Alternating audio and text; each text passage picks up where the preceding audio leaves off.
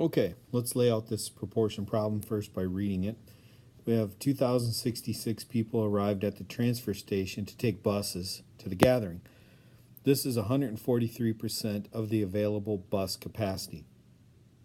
Well, what does this mean, 143% of the available bus capacity? Simply means I have more people than I have bus spaces for. So we got to get some more buses to get everybody to the gathering. How many more bus seats would be needed to transport the people to the gathering? So I have 143% is what I need. And we're going to put that over 100%.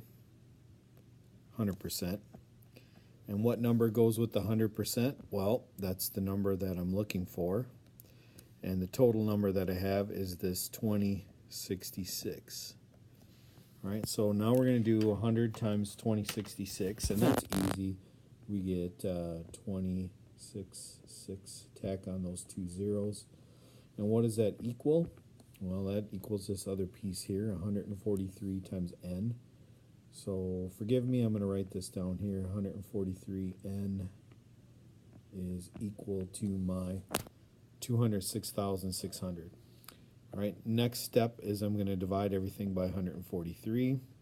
So we want to grab our calculator, and we want to very carefully type in that 206,600 divided by 143, and I end up with a decimal answer, 14.44.75, and it goes on.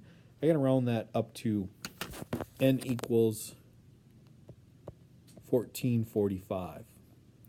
So that's how many seats are on the buses now, but I need more buses because I have 2,066 people to get there. So how many more seats do I need? Well, I go back to my 2,066, and I got to subtract off my 1445. 6 minus 1. 6 minus 5 is 1. Sorry, my brain is thinking too fast. 6 minus 4 is 2. Got to borrow. 10 minus 4 is 6. So we need 621 more seats.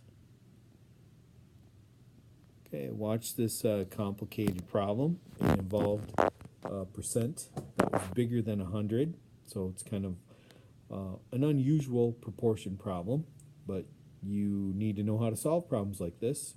So if you're confused, watch it again.